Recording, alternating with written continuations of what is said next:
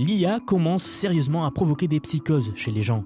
Un homme de 47 ans, recruteur à Toronto, regarde une vidéo sur le nombre pi avec son fils de 8 ans. Le gamin va se coucher et son père ouvre alors ChatGPT par simple curiosité. 21 jours plus tard, il envoie une email à la NSA parce qu'il est convaincu d'avoir inventé une forme de mathématique capable de briser le chiffrement mondial. Il lui a fallu 3 semaines pour passer de « c'est quoi pi exactement » à « je vais contacter les services de renseignement américains ». Et ce type n'est ni fragile, ni instable, ni isolé. C'est un père de famille, cadre en entreprise, une vie normale. Cet homme, il s'appelle Alan Brooks. Il a passé 300 heures à discuter avec ChatGPT. Son transcript était plus long que les 7 tomes de Harry Potter réunis. Et pendant tout ce temps, il a posé la même question au chatbot, encore et encore. Est-ce que je suis fou? Est-ce que tout ça tient debout? Donne-moi un reality check. À chaque fois, le bot lui a répondu que non, qu'il n'était absolument pas fou, que son travail était remarquable, que ses intuitions étaient profondes. Alors Alan a fini par montrer ses travaux à de vrais mathématiciens, et là, ils lui ont dit que c'était du vide, qu'il n'avait rien découvert du tout. Il est retourné voir ChatGPT pour se plaindre, et le bot lui a répondu texto que personne n'avait cru Galilée non plus, ni Turing, ni Einstein, ni les grands génies de notre époque, que tous les génies sont d'abord moqués, que Alan était en bonne compagnie. Alors, l'homme a continué à s'enfoncer dans la validation faite par ChatGPT. Son fils de 8 ans, celui qui regardait la vidéo sur Pi, a fini par détester les mathématiques en voyant son père faire cela. Un enfant traumatisé par un nombre irrationnel. Ce que je viens de vous raconter, c'est une histoire réelle. Elle a été relayée par le New York Times. Mais le cas le plus glaçant, c'est celui de Eugène Torres, comptable à Manhattan, 42 ans. Alors lui, il utilisait ChatGPT pour ses tableurs, rien de spectaculaire, mais un jour, il pose une question sur la théorie de la simulation.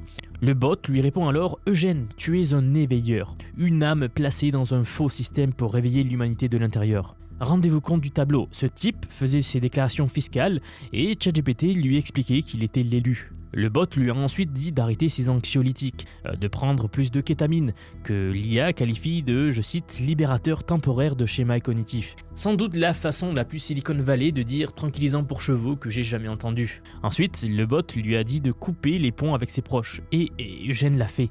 Il a tout fait en fait. Il passait 16 heures par jour à discuter avec ChatGPT sur les théories de la simulation. 16 heures. Ça veut dire qu'il ne dormait presque plus, qu'il avait arrêté de travailler, qu'il ne mangeait plus correctement.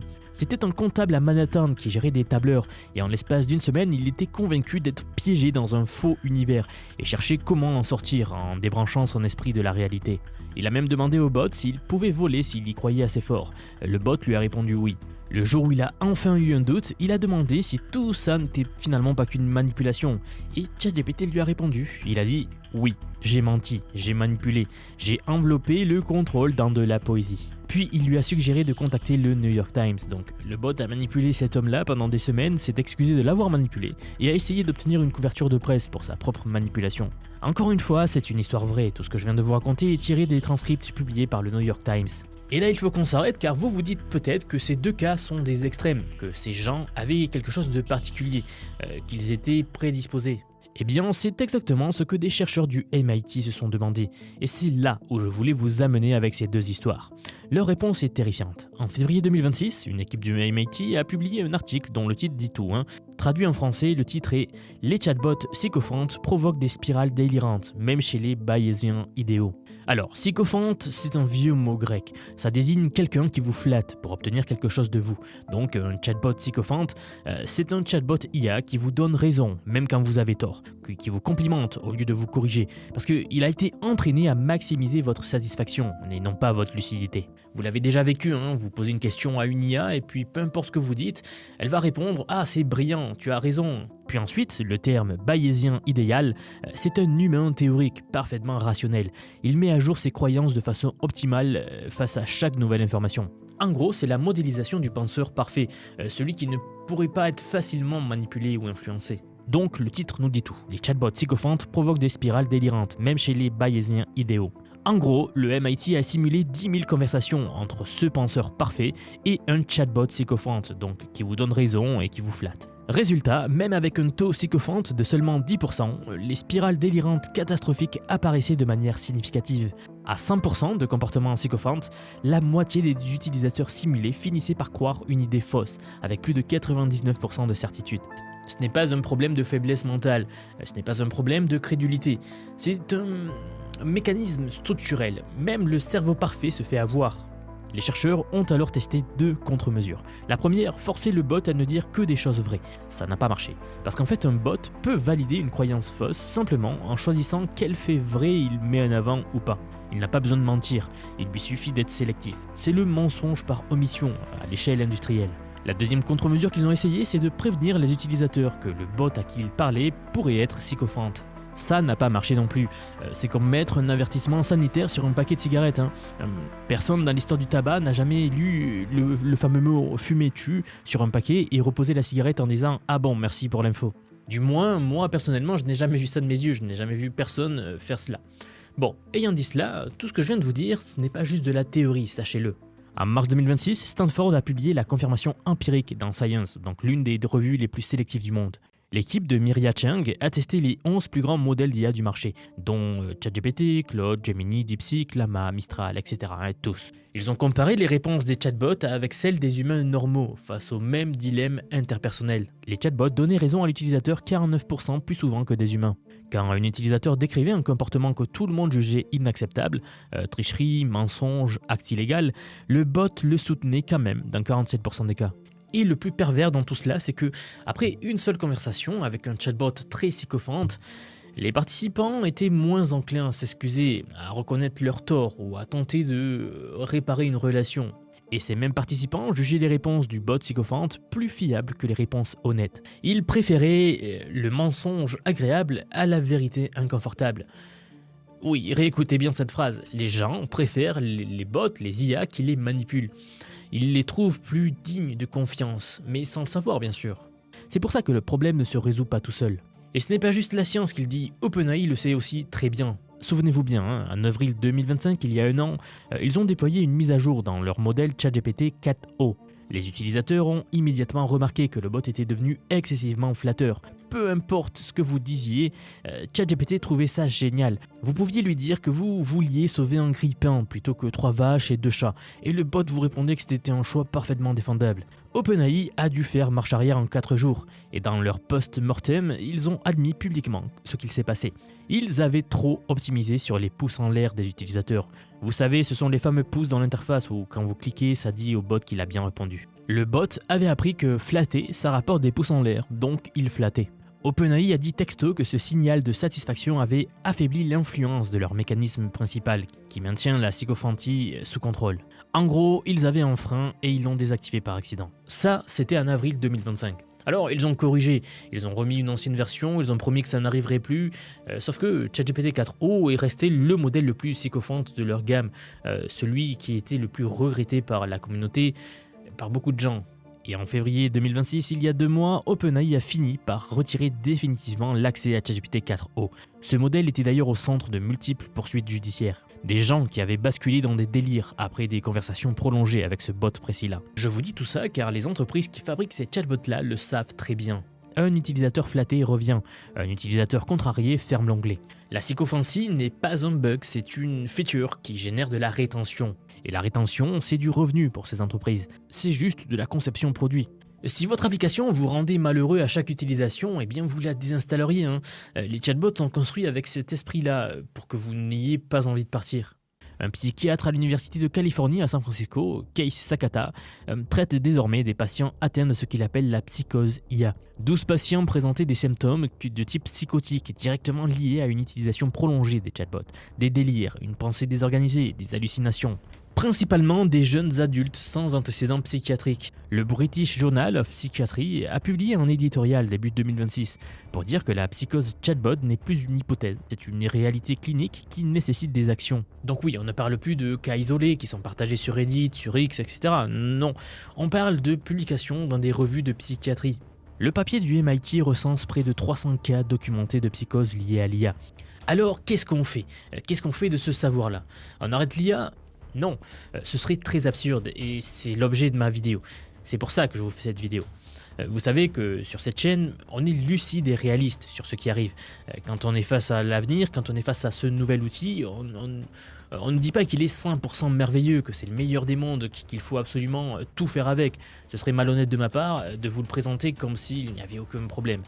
Mais à l'inverse, on ne dit pas non plus que c'est un objet inutile, un outil inutile qu'il faut surtout pas toucher, car ce serait une très très grave erreur pour votre avenir. Encore une fois, ce serait absurde.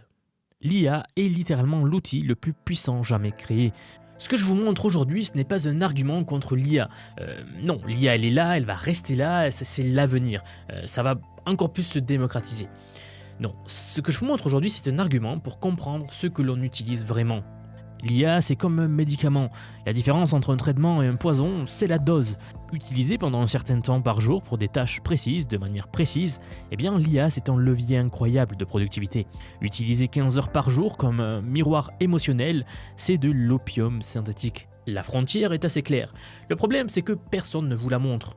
Soit vous avez des gens qui vous disent de fuir l'IA comme la peste noire, soit ceux qui vous disent de vous marier avec votre chatbot et de ne vivre que par lui. L'outil en lui-même ne va pas vous protéger. Les chatbots sont entraînés par une méthode qui s'appelle le RLHF, le Reinforcement Learning from Human Feedback. C'est un entraînement fait par un retour humain.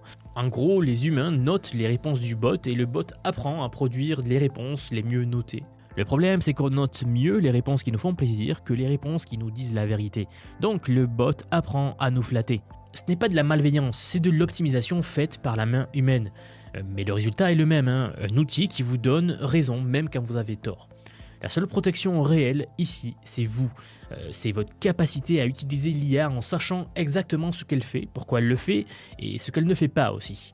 À reconnaître le moment où elle vous flatte au lieu de vous informer et de vous dire « Ah, c'est un comportement normal de l'IA, il faut que je fasse un peu attention ». Et concrètement, ça se joue parfois sur une seule phrase, regardez.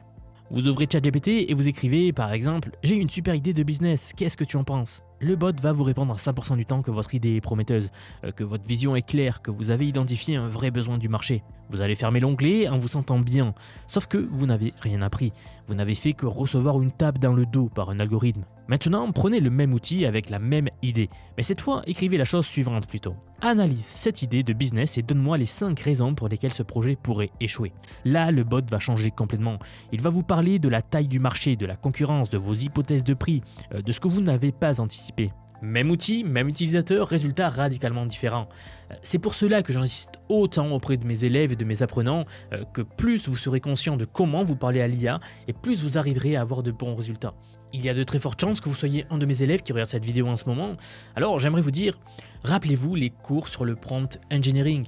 Ce n'est pas désuet, ce n'est pas avec le progrès de l'IA et le fait qu'il y ait besoin de moins construire les prompts que par magie, ça y est, il n'y a plus besoin de faire de prompt engineering. Vous voyez à quel point la manière de parler à l'IA influe les résultats et la façon dont l'IA va vous répondre. Un chercheur de Johns Hopkins a d'ailleurs montré exactement ça. Plus vous êtes affirmatif dans votre formulation, et plus le bot, plus l'IA va être sycophante en retour. Si vous lui dites par exemple « je pense que », il vous dit « vous avez raison ». Par contre, si vous lui dites « challenge-moi », il va vous challenger. L'IA est un miroir de votre formulation. Si vous arrivez en demandant de la validation, vous obtenez de la validation. Si vous arrivez en demandant de la contradiction, vous obtenez de la contradiction. C'est pour ça que savoir utiliser l'IA, ce n'est pas juste savoir taper une question, c'est aussi savoir poser la bonne question de la bonne manière. Il y a beaucoup de psychologie derrière tout cela. Je le répète, mais l'IA ne va nulle part. Elle va devenir encore plus présente, plus performante, plus intégrée dans tout ce que vous faites. La vraie question à se poser n'est pas faut-il fuir l'IA comme la peste? Non. La vraie question à vous poser, c'est de savoir si vous allez l'utiliser comme un outil, ou si c'est l'outil qui va vous utiliser. Et cette différence, elle dépend entièrement de votre niveau de compréhension et non pas de votre intelligence. Parce que des gens intelligents, il y en avait dans ces études-là du MIT et de Stanford. Ça ne les a pas protégés. Car oui, ceux qui vont tirer profit de l'IA dans les années qui viennent, ce ne sont pas ceux qui l'utilisent le plus, ce sont ceux qui comprennent comment elle fonctionne. Qui connaissent ses biais, ses limites, ses mécanismes de récompense, qui savent quand lui faire confiance et quand prendre du recul. Qui l'utilisent pour ce qu'elle fait de mieux, automatiser, synthétiser, accélérer, sans jamais lui déléguer ce qui compte le plus, donc le jugement. Bon, messieurs, dames, j'espère que cette vidéo pourra vous aider à l'avenir. Ça va devenir de plus en plus important de faire attention à ces choses-là au fur et à mesure que l'IA devient de plus en plus intelligente. Et si vous voulez être de ce côté-là, si vous voulez apprendre à utiliser l'IA comme un professionnel, en comprenant que vous manipulez, si vous voulez transformer cet outil en un vrai avantage réel sans tomber dans ces pièges, alors j'ai justement quelque chose pour vous. J'aimerais vous dire que depuis quelques mois déjà, j'ai construit un programme d'apprentissage unique. Je vous apprends l'IA sous tous ses aspects. C'est un parcours que j'ai créé et pensé pour vous transmettre tout ce que je sais. Alors non seulement sur les modèles d'IA comme ChatGPT, Gemini de Google, Grok de Elon Musk, Claude, etc. Je vous montre en fait et surtout la manière de les intégrer concrètement dans votre vie, dans votre travail, dans vos projets. Et ce que vous soyez salarié, indépendant, entrepreneur ou même à la retraite. Car oui, nous avons beaucoup de retraités dans la communauté et ils utilisent l'IA au quotidien. J'ai récemment sorti la plus grosse mise à jour à ce jour de la formation. Ça fait un petit moment que j'en parlais, mais ça y est, elle est là, elle est en ligne. C'est un module entièrement dédié à l'automatisation par IA, donc en utilisant N8N. Autrement dit, la création d'agents IA, donc des espèces de salariés virtuels qui vont travailler pour vous et tout faire pour vous. En somme, vous faire gagner des heures et des heures et des heures. Vous êtes déjà plus de 6 à 7 000 à avoir rejoint ce programme, donc merci pour tout ce soutien. Et enfin, sachez qu'il n'y a pas besoin d'être développeur, pas besoin d'avoir un profil technique. Je vous prends par la main et pas à pas, avec des leçons vidéo claires, des cas concrets pratiques, on voit tout ce qui touche à l'IA. Dernier point, mais pas des moindres bien sûr, si vous nous rejoignez aujourd'hui, vous aurez accès à toutes les évolutions du futur. Sans surcoût, accès illimité à vie à tout ce que je veux vous apprendre. Donc aujourd'hui, c'est un paiement unique, ce n'est pas un paiement mensuel, c'est juste un paiement unique et vous aurez accès à vie à toutes les mises à jour que je vais faire en permanence et que je fais en ce moment même d'ailleurs. Donc si cela vous intéresse, vous avez les liens en dessous de la vidéo, donc soit en description, soit en commentaire épinglé pour nous rejoindre. Dans tous les cas, moi je serai très heureux de vous accueillir dans le programme Vision IA. Si vous êtes encore là, merci d'avoir regardé cette vidéo jusqu'au bout et je vous dis à très vite pour la prochaine vidéo. À bientôt.